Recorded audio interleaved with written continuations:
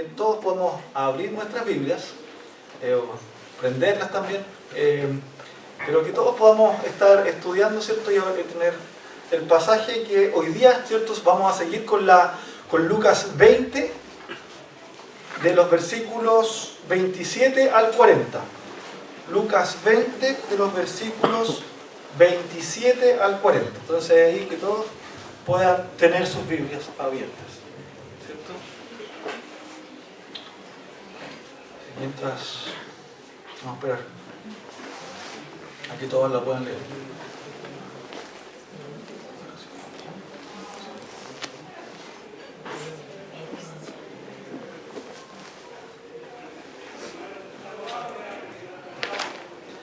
Sí, ahí me están diciendo por internet, ¿verdad? Entonces vamos a leerlo, ¿cierto? Vamos a leerlo. Bueno, ustedes me van siguiendo y yo lo voy leyendo.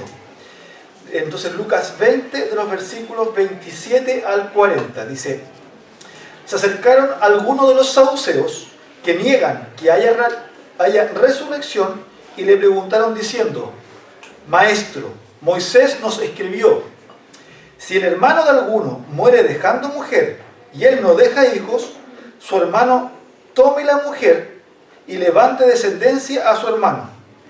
Había pues 7 hermanos. El primero tomó mujer y murió sin dejar hijos.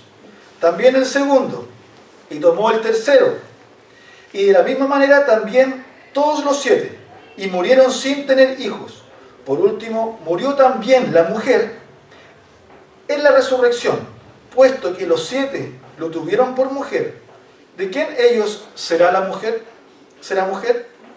Entonces respondiendo Jesús le dijo: los hijos de este mundo se casan y se dan en casamiento, pero los que son tenidos por dignos de alcanzar el mundo venidero y la resurrección de los muertos, no se casan ni se dan en casamiento, porque ya no pueden morir, pues son como los ángeles, y son también hijos de Dios, siendo hijos de la resurrección.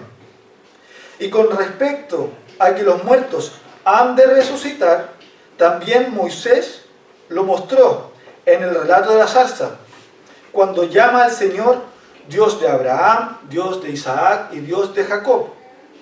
Pues Dios no es Dios de muertos, sino de vivos, porque para Él todos viven. Le respondieron algunos de los escribas diciendo: Maestro, bien has dicho. Y no se atrevieron a preguntarle más. Entonces vamos a orar, ¿cierto? Para que el Señor nos vaya guiando con la palabra. Y también vamos a aprovechar también de vamos a orar por nuestro país y también vamos a orar por los hermanos de nuestra iglesia. Entonces acompáñenme en oración. Padre amado, muchas gracias por esta oportunidad que usted nos da, por estar acá reunidos, Padre Santo, porque usted es el Dios Todopoderoso. Señor, le agradecemos porque usted es el Rey, el Señor de señores, el Rey de reyes, el Dios Santo, Santo, Santo, el Dios Todopoderoso. Queremos adorar su nombre hoy día y le agradecemos por su palabra, porque ha llegado hasta hoy día, Señor, y podemos tenerla, podemos estudiarla en forma abierta, Padre Santo. Podemos compartir con personas alrededor nuestro, Padre, y podemos incluso hacerlo en nuestras familias. Es un privilegio que usted nos ha entregado, Señor, de haber revelado su palabra para también estudiarla y escudriñarla. Señor Santo, que hoy día podamos hacerlo, que hoy día podamos entender lo que usted nos dice, Señor, y no solamente eso, sino también ponerla en práctica. Que el reino, Señor, sea exaltado, que Jesucristo, Señor, que el Espíritu Santo también puedan ser puestos en nuestras vidas, Padre amado, para poder cada día, Señor, servirle. Por otra parte, rogamos por este país. Agradecemos, Señor, por estar acá, Señor, por las autoridades. Agradecemos, Señor, porque usted nos permite, Señor, vivir, tener familia, Señor, acá cerca. Y también le rogamos, Señor, que nosotros, Señor, y el resto, Señor, de este país, Señor, y en todas partes puedan seguirle a usted, Padre Santo. Que toda rodilla se pueda doblar, Padre, y pueda confesar que usted es el Señor. También rogamos, Señor, por los miembros de esta iglesia, de la iglesia presbiteriana acá en Chile, que usted, Señor, y también por el resto de las iglesias, Señor, por los hermanos, Señor, que podamos adorarle. Si hay hermanos que están enfermos, Padre Santo, de salud, que usted sea con ellos, guardándoles. lo sea cuidando. También acá, Señor, si hay algún hermano que esté padeciendo, Padre Santo, que usted le dé el consuelo, Padre, y si usted así lo desee, Señor, que lo vaya sanando. También rogamos, Señor, por las viudas, Señor, por los huérfanos.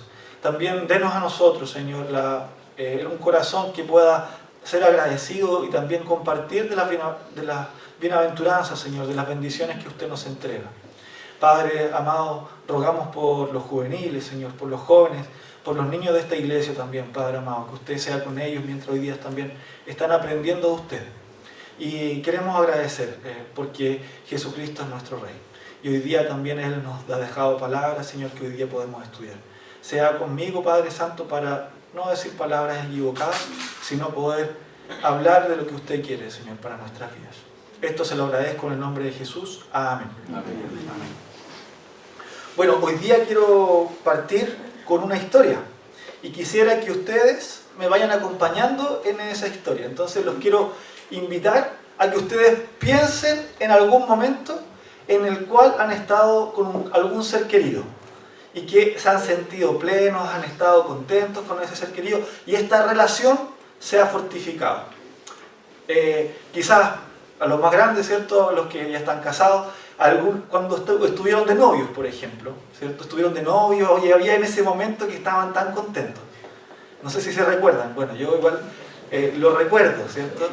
Bueno, quizás los más jóvenes, los juveniles pueden pensar en alguien con sus papás, pueden tener esa relación cuando estaban así como contentos. Es algo grato, ¿cierto? Es algo, nos trae estos sentimientos agradables. Cuando estamos con la persona que nos sentimos completos, que nos sentimos plenos, hay gozo en nuestro corazón. Pero ahora piensen que esa relación se rompió, se quebró. Y no se rompió por algo que el otro hizo, sino por algo que uno hizo. Y que por esa culpa uno no puede acercarse a la persona. Es difícil, ¿cierto? Porque uno queda con ese sentimiento de que falta algo, de que necesitamos algo más. En cierta forma, esa es la historia un poco de la humanidad. Todos nosotros fuimos creados y hechos por Dios. Fuimos hechos para relacionarnos con Él. Con Él estamos plenos. Con el Señor nos sentimos completos. Nuestra vida cubre sentido. Así como las relaciones, ya sea con nuestros padres, con nuestra pareja, con nuestro, en este caso, novio, con nuestros esposos, estas relaciones reflejan lo que Dios hizo con nosotros. Quizás no lo podemos ver, pero sí estas relaciones son un reflejo de lo que es la relación con el Señor y de cuánto la necesitamos. Y tal como les decía, cuando teníamos esta relación, pero se quebró por algo, por culpa de nosotros, así ha sido con el Señor. Toda la humanidad gime y necesita estar relacionado con Dios. Algunos no se dan cuenta, no quieren, otros quieren tapar al Señor. Quieren decir que no existe o quieren decir no me importa, hago mi vida. Y muchos de nosotros también estamos para eso. Pero el Señor nos diseñó. Tenemos un sentido divino. En toda la humanidad, todos los seres humanos tienen el sentido divino de que necesitan a Dios, de que necesitan relacionarse con Él. Entonces, en esta historia de la humanidad es la que nosotros estamos. Y en la que todo ser humano necesita ser restaurado, necesita ser reconciliado. Y es por eso que, teniendo esta esperanza de vivir con el Señor y de relacionarnos con Él, es que hoy vamos a ver este pasaje que trata de que Jesús confirma la verdad de la resurrección. Entonces hoy día vamos a hablar de la resurrección, o sea que viviremos para siempre con Él.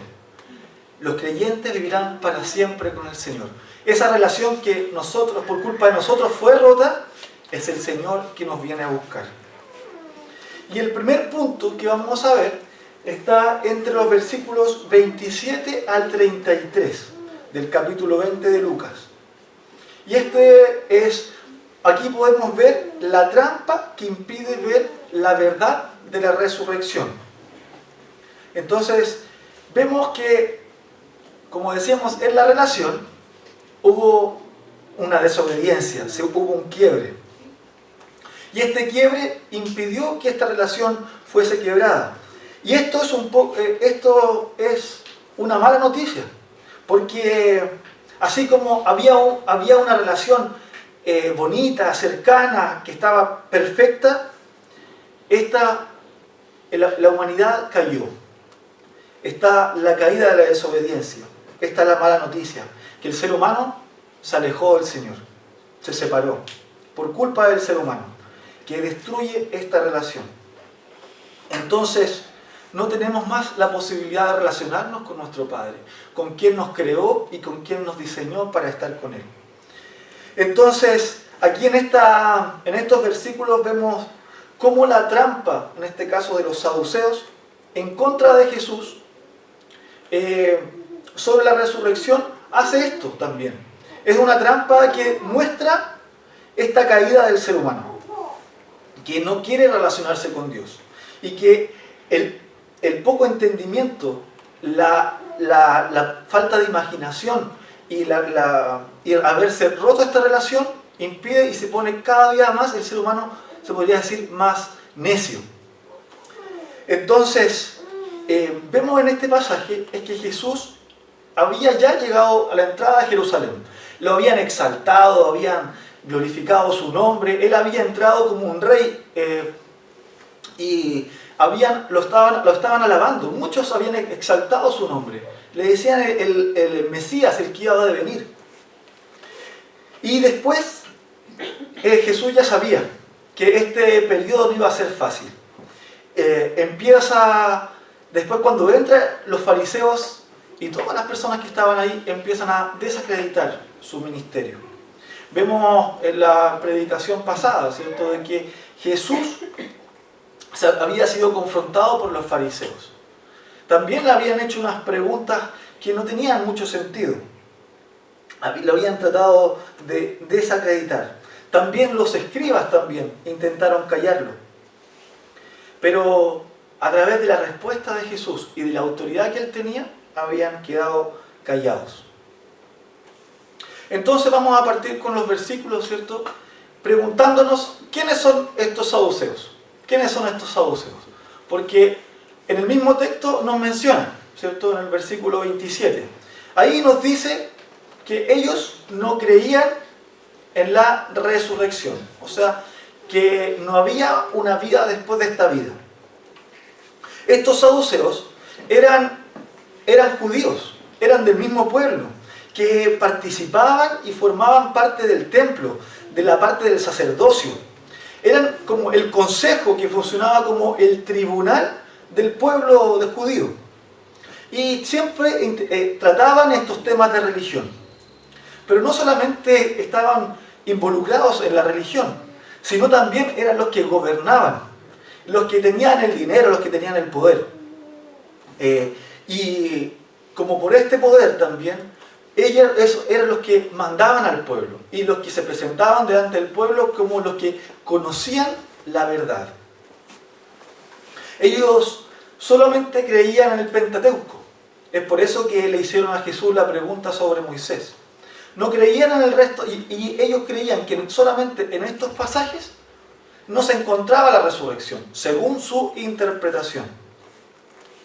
Entonces, vemos también el poder de estos saduceos, que también hay algo que va demostrando en su corazón con el mismo versículo, que dice, cuando habla de la pregunta que le hicieron, dice: Maestro, Moisés nos escribió, si el hermano de alguno muere dejando mujer y él no deja hijos, su hermano tome la mujer y levante su descendencia. Entonces primero le dicen maestro. Había un tono irónico en esto, porque ellos sabían que no creían en Jesús como su maestro. Cuando le decían maestro a alguien, naturalmente en este periodo de los judíos, era porque alguien tenía mucho reconocimiento. Entonces, ellos con su pregunta no estaban reconociendo a Jesús como un verdadero maestro. Entonces, en primer lugar, el tono es un tono irónico. Por otra parte, estos saduceos al tener el poder, no tenían ningún problema cómo estaban las cosas. Ellos se sentían bien, ellos estaban confortables, se sentían cómodos con lo como estaba viviendo, estaban como cómodos con el día a día. A diferencia de los fariseos, que ellos estaban incómodos porque ellos querían que un rey, ¿cierto?, judío, reinase sobre los romanos. En este caso, los saduceos no tenían problema porque ellos tenían una vida excelente. Entonces, para ellos no les faltaba nada. Y como eran las personas más influyentes, ellos no tenían problema en poder demostrar sus creencias. Entonces, al hacer esta pregunta, podemos ver en el tono de esta pregunta un tono de sarcasmo, que en realidad no les interesaba la verdad. Querían colocar una trampa a Jesús. ¿Y por qué vemos estas cosas? Por ejemplo, dice que él había un hermano, o sea, habían 7 hermanos. Nosotros generalmente sabemos que el término 7 en la Biblia significa la perfección, necesita un término para largo, ¿cierto? Entonces, al final, lo que ellos estaban diciendo, si una familia sin límite de hermanos, con muchos hermanos, se casa, muchos hermanos hombres, el primero se casa con la mujer. Entonces, tiene este tono irónico de decir, bueno, la mujer se casa con el primer hermano, con el segundo, con el tercero, y así sucesivamente. Entonces, eso claramente que no es una realidad, ¿cierto? Nadie tiene infinitos hermanos. Entonces vemos como con esta pregunta empieza a mostrar el corazón de estos saduceos, el tono de sarcasmo. Y lamentablemente ellos estaban contentos con esta vida, estaban contentos con cómo se estaba dando, tenían una vida sin sentido al no creer en la resurrección, y también una vida sin trascendencia. ¿Qué significa trascendencia? Que es lo divino. Ellos estaban bien con lo que estaban viviendo. Un poco se parece a la cultura actual, ¿cierto?, en la cual nosotros estamos viviendo y nosotros también estamos involucrados, en la cual miramos a nosotros, miramos a la humanidad, miramos todo lo que es la modernidad. Después de la posmodernidad, viéramos más como el hombre, cada uno con su pensamiento, cómo cada uno puede seguir surgiendo y la importancia del hombre. Pero también vemos que ni tanto ni la modernidad ni la posmodernidad pueden satisfacer los problemas del hombre. Entonces, estos saduceos, en cierta forma, estaban ciegos. Querían ver solamente hacia ellos mismos. Se veían como el centro. Pero algo que es importante mencionar es que, así como los saduceos, vemos en este pasaje que mostraban su mal corazón, y nosotros nos miramos a nosotros mismos, no hay diferencia. No hay diferencia. Podemos decir, estos saduceos no creían en Jesús, lo intentaron que fallara, pero también nuestro corazón es engañoso. Nuestra carnalidad también fluye cada día contra los seres más queridos, contra el mismo Señor, cuando no obedecemos lo que Él nos dice, cuando sabemos que tenemos que hacer algo y no lo hacemos, cuando tenemos que obedecerle su palabra y no la cumplimos, cuando seguimos más la sociedad que a nosotros mismos. Entonces, esta trampa no estaba solamente en los saduceos, sino también en nosotros. Pero esta trampa también estaba en el propio pueblo, dentro de la misma iglesia. Y esto sucede cuando nosotros nos desviamos y llevamos a otros, ¿cierto?, a no conversar de Cristo, a no conversar de las cosas del Señor. Entonces, podemos ver que hay trampas internas en las cuales nosotros mismos nos caemos. Nosotros mismos nos colocamos las trampas y nos acercamos a las cosas que no deberíamos acercarnos. Y no hacemos lo que deberíamos hacer. Entonces, estas son las trampas que nos muestra también este texto. Y no solamente estas trampas internas, sino también trampas externas. Sabemos que estamos en una batalla espiritual, donde hay un enemigo, en el cual también nos quiere hacer caer. ¿Y cómo nos hace caer? Como vimos en el texto, nos hace caer sobre todo cómo nosotros pensamos, cómo nosotros vemos a Dios, cómo nosotros reconocemos a Dios en nuestra vida, cómo Él se muestra a nosotros, cómo es su revelación. Y es por eso que estas trampas también tienen mucho que ver con la verdad de la palabra. Cuando nosotros nos alejamos de la verdad de la palabra, nos alejamos del Señor. Y es así como estos saduceos, ¿cierto?, intentaron tender una trampa al Señor. Pero no solamente nos podemos quedar con esta mala noticia, que somos pecadores, que estamos alejados de Dios, que no podemos relacionarnos con Él, sino también que empieza a haber una buena noticia. Y esa noticia la entrega Jesucristo. Y es ahí que parte la segunda parte, donde Jesús habla la verdad de la resurrección. Jesús habla la verdad de la resurrección. Este mal conocimiento Jesús lo empieza a establecer, lo empieza a encaminar, le da una redirección. Qué bonito, a mí me encanta cómo Jesús empieza así a decir. Dice, entonces respondiendo Jesús les dijo, los hijos de este mundo se casan y se dan en casamiento, pero los que son tenidos por dignos de alcanzar aquel mundo venidero y la resurrección de los muertos, no se casan ni se dan en casamiento, porque ya no pueden morir, pues son como los ángeles, y son también hijos de Dios, siendo hijos de la resurrección, los dignos de la resurrección.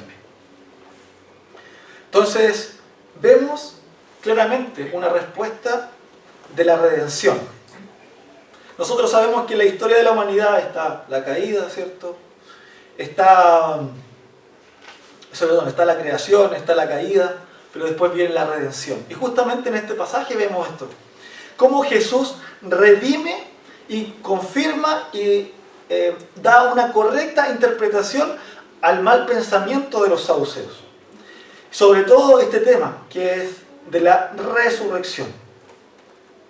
Entonces Jesús corrige y está en contra de las falsas enseñanzas. Y Él entrega la verdad. Entonces los confronta y defiende la verdad y los expone. Expone a los saduceos. Así como Jesús también expone nuestros corazones. No dejemos de recordar que los saduceos son muy parecidos a nosotros. A veces nos tendemos a alejar de ellos, pero los saduceos también son como nosotros, que se dejan estar, que viven conforme a este mundo. Entonces Jesús los confronta y los expone. Porque realmente, en este caso, ellos no conocían a Dios. Pero, ¿qué implica la resurrección? ¿Qué significa?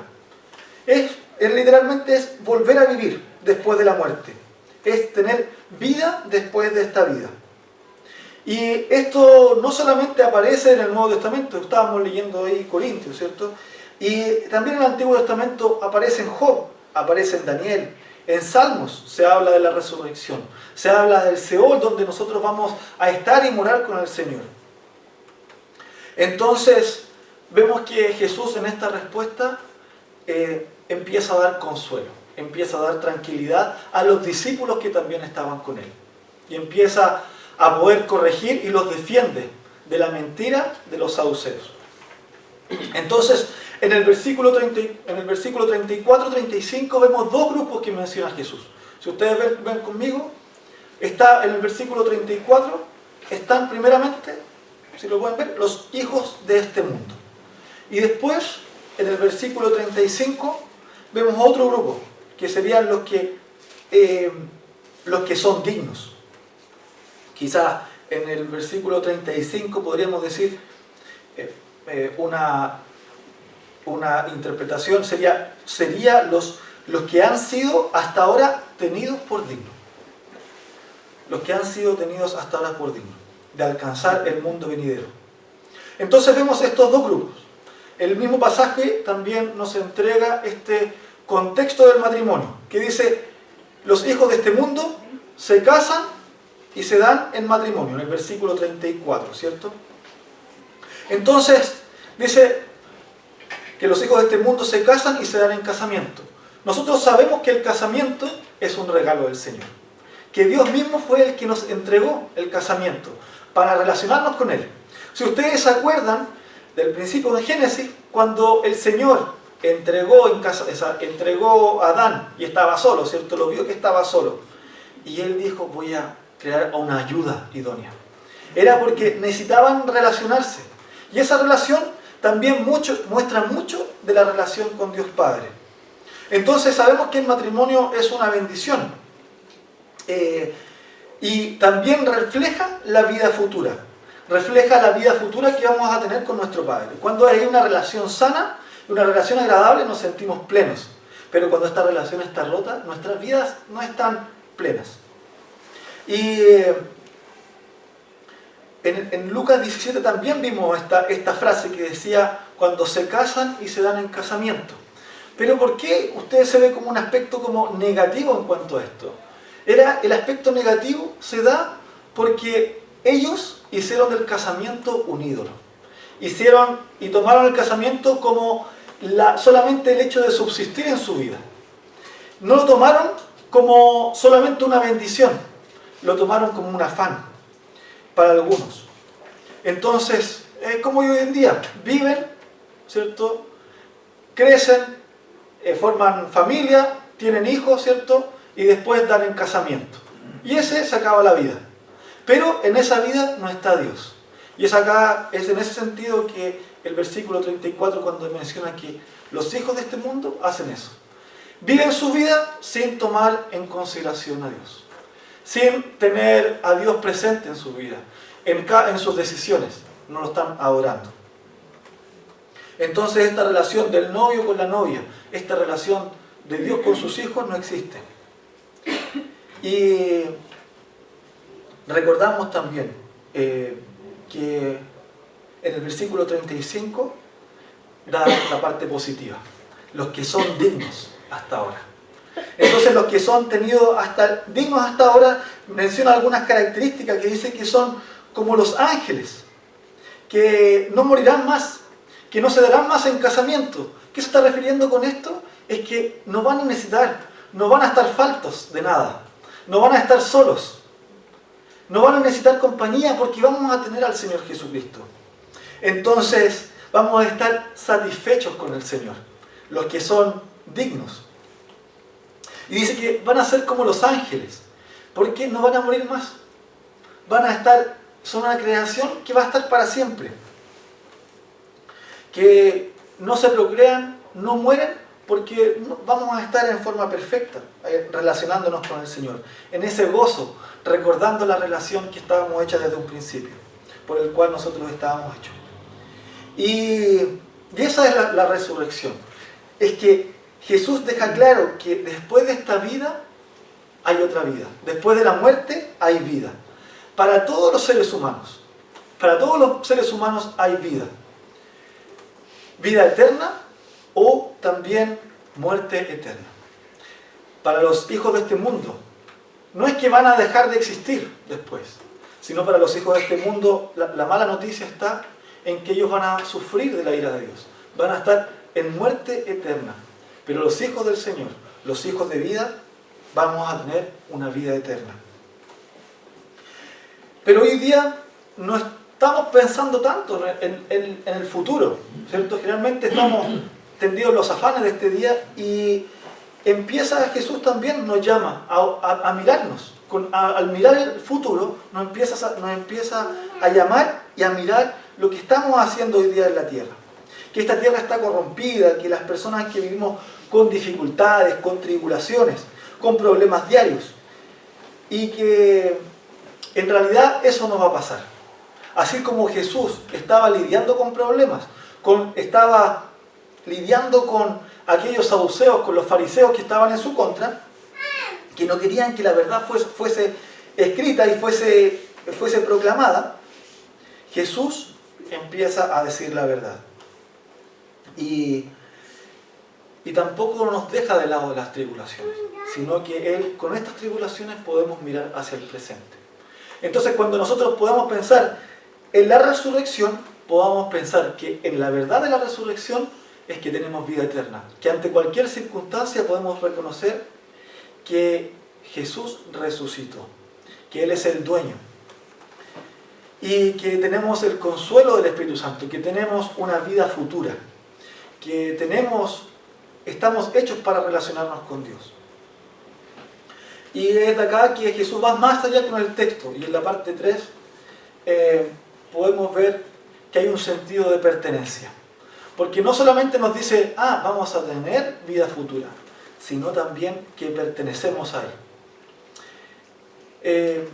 Entonces vemos, toda nuestra vida le pertenece a Jesús. Toda nuestra vida le pertenece a Jesús. ¿Cierto? Sabemos que los saduceos estaban equivocados y no tenían la verdad. Pero Jesús empieza a confrontarla con la verdad.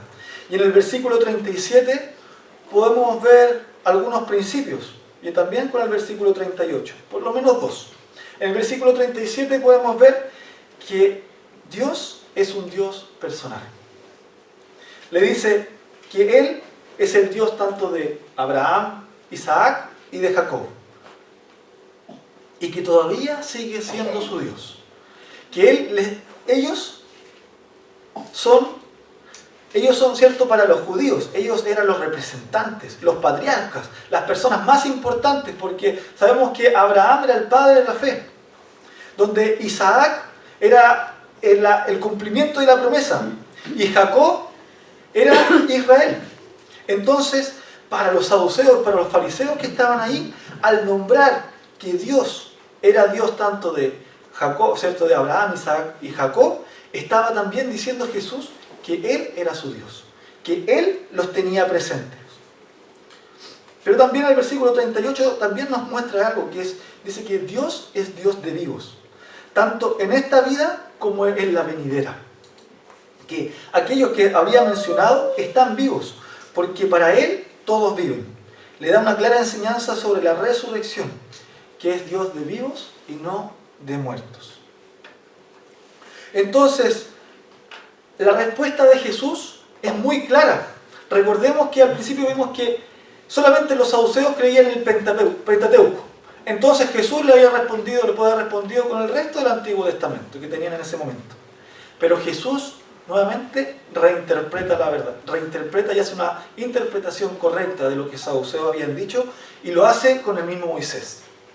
Entonces en el versículo 37 le cita a Moisés y le hace esta reinterpretación para demostrar que realmente ellos estaban equivocados y que la resurrección sí existe. Entonces los confronta abiertamente delante de sus discípulos. En ese sentido, Jesús defiende a sus discípulos, a quienes estaban alrededor de él. Y podemos ver también en los pasajes paralelos, como en Mateo 22, que la gente, ante esas respuestas, ante las palabras de Jesús, vieron y se maravillaron de su doctrina. Y otros pasajes también sabíamos que porque él hablaba con autoridad. Él sabía lo que decía. Entonces, tenemos que reconocer de que, así como los saduceos se equivocaron, nosotros también nos hemos equivocado con Jesús. Nos hemos equivocado, nuestros corazones se han alejado. Pero es Jesús quien nos viene a buscar. Es Jesús quien nos viene a redimir, a corregir las mentiras que nuestro corazón y nuestro pecado hacen, para poder tomarnos como su Dios personal. Así tal como dice el Dios de Isaac, el Dios de Jacob y el Dios de Abraham, también nosotros podamos decir, es mi Dios. Es el Dios, ¿cierto?, de Felipe, de Bárbara, de Félix. Es nuestro Dios. Y que a pesar de todo el sufrimiento que Jesús sabía que iba a padecer, y que Él iba a empezar a padecer porque Él sabía que lo iban a abandonar, que estaba pronta su muerte, que sus amigos, ¿cierto?, lo iban a dejar, que su ministerio iba a empezar supuestamente a decrecer. Él sabía la verdad de la resurrección. Porque Jesús no solamente comprobó con palabras que la resurrección era verdadera, no solamente con la Escritura, sino que Él resucitó. Él vino a morir, Él vino a vivir, vino a dejar enseñanza, pero Él también sabía que iba a morir para cumplir y para salvarnos de nosotros mismos, para salvarnos del pecado, para llevarnos hacia Él. Entonces, Jesús lo hizo práctico. Él sabía que iba a resucitar. Y esa es la evidencia más grande que nosotros tenemos para nuestra vida, de que nadie va a poder eliminar Muchos van a poder decir, no existe, Jesús no resucitó, pero la historia está ahí, las evidencias están ahí. Y las evidencias históricas y las evidencias también en la palabra que el Señor nos reveló. Entonces, todo esto Jesús nos muestra el sentido de la vida. Si tú mismo has caído en esa trampa, que te has dejado de llevar por este mundo, que no has tomado en cuenta la verdad, puedes pedirle al Señor Jesucristo que Él te corrija esa mala interpretación y te corrija con la verdad de la palabra. Entonces, Jesucristo, porque Jesucristo no solamente Él murió y resucitó, sino con esa muerte nos compró y nos hizo dueños. O sea, nosotros le pertenecemos a Él, Él es el dueño nuestro. Y nuestras vidas están hechas para Él, para relacionarnos. Entonces, retomando la historia inicial, ¿cierto?, de esta relación que era perfecta, que estábamos hechos, ¿cierto?, del novio con la novia, que tuvieron que separarse por culpa nuestra. Esta relación es donde el que fue perjudicado es el que viene en rescate, es el que viene en búsqueda, el que viene a restaurar esa relación. Y es Jesucristo el que murió con precio de sangre, es el que pagó con precio de sangre para dar esperanza a este mundo. Entonces, si tú no has reconocido al Señor como tu Salvador, y no tienes así como los saduceos, no crees en la resurrección, no tienes certeza de que Dios es Dios de vivos, de que no existe esta vida un poco más allá, pídele perdón al Señor, porque es Jesucristo que te viene a buscar. Reconoce tu desobediencia y reconoce que Él es Dios, que Él tiene el poder y que Él es el dueño de esta vida y es Él también que tiene el poder para dar vida, para poder volver a relacionarnos. Y en el caso de que tú ya lo hayas hecho, también lo puedes hacer cada día, viviendo el Evangelio. Y algunas cosas prácticas que la resurrección nos enseña. Por ejemplo, si tú estás ansioso, estás lleno de preocupaciones, la resurrección nos llama a pensar de que hay una vida después de esta vida, de que podemos relacionarnos con Dios. Entonces, de que nosotros no nos pertenecemos a nosotros mismos. Entonces, esa ansiedad se la puedo entregar al Señor. De que no vale de nada estar así inquieto, sino que puedo entregarle al Señor esta ansiedad. De que le pertenezco a Él. De que gracias a Jesucristo hoy puedo ser libre. Porque gracias a Jesucristo soy hijo de Él. Y ya sea, por ejemplo, también, no sé, viene después de tu trabajo. Estás cansado. Llega después de tu trabajo cansado, después de los estudios, y no tienes qué hacer, y no sé, quieres descansar, quieres pensar en ti y decir, ay, quiero descansar solamente, quiero distraerme. Puedes pensar en ese momento que el descanso está en el Señor, que la resurrección nos llama a confiar que Dios es el consolador, que en ese momento lo tenemos a Él, que la resurrección también nos llama a decir que Él es el dueño de nuestra vida, que nuestra vida cubre sentido con Él, que podemos relacionarnos con Él y que un día nos vamos a relacionar en forma perfecta. Pero mientras tanto, podemos crecer en esta relación, podemos ser fortificados y esta relación cada día puede ser sanada. También otra parte práctica en nuestras vidas es que de la resurrección es que Dios es un Dios real, es que es un Dios vivo. O lo otro también puede ser si tú estás, no sé, los juveniles que están en el colegio, por ejemplo, tienen un amigo, o tú tienes un compañero de trabajo, o compañero de estudio, y que puedes preguntarle, ¿qué piensas sobre la vida después de esta vida? Recordemos que todos nosotros, todos los seres humanos, tenemos el sentido de la vida. Todos, dice la palabra, que todos tienen el sentido de reconocer a un Dios, en todas las tribus. Entonces, acércate, pregunta, invierte tiempo en las personas que están alrededor tuyo para decirles qué piensas con respecto a eso. Y si ellos te dicen y te preguntan cuál es tu opinión, bueno, ahí tú la puedes dar y puedes compartir de lo que Jesús hizo. Entonces sé consciente y puedes poder pensar en ellos y orar por sus vidas, para que también la resurrección sea parte de sus vidas. Y finalmente, puedes alegrarte, descansar y estar agradecido y esperanzado de que tenemos un Dios, que es el Dios que resucitó, que Jesucristo es el Dios eterno, el Dios vivo, el que no solamente murió, sino que Él está presente, que va a venir, que con su segunda venida nosotros vamos a ser restaurados y que vamos a estar en forma perfecta con Él. Entonces, con Jesucristo podemos vivir la verdad de la resurrección y reencontrarnos con el novio, que un día vamos a estar en forma perfecta y que nosotros podemos anhelar. Entonces, agradecido del Señor, podemos darle gracias, ¿cierto? Podemos estar con Él y tomar esta verdad de la resurrección. Entonces, oremos y agradezcámosle al Señor, porque nuestro Padre reina. Padre amado, muchas gracias, Señor, por este día. Señor Santo, gracias porque nuestras vidas, Señor, están apuntadas al momento, Señor, de que Jesucristo vino. De que toda la humanidad, Señor, lo dirige, Señor, a Cristo. Cuando Jesucristo dijo estas palabras, Padre Santo, de que la resurrección, Señor, de que Él es Dios, es un Dios de vivos, Señor, y no de muertos, Padre Santo. Y que, Padre, usted nos da la posibilidad de estar con usted. Que usted es nuestro Dios. Que después de esta vida, Señor, podemos tener la confianza de que podemos estar con usted, Señor. Yo ruego por aquellos, Señor, que están con problemas físicos e incluso se están acercando a la muerte.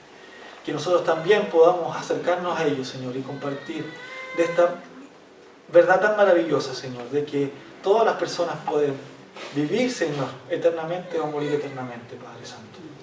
Padre amado, rogamos por esta iglesia, que podamos ser embajadores, heraldos, Señor, del Evangelio, que podamos predicar, Padre amado, que podamos no solamente con nuestras palabras, sino también vivirla, Padre Santo, compartirla en nuestras familias, que los padres, Señor, puedan compartir sobre la resurrección con sus hijos, que puedan darle esta esperanza, porque usted es el que es el Dios vivo, el Dios todopoderoso, y que no nos dejó solos, Señor, sino que usted está reinando, Señor, cuidando su pueblo.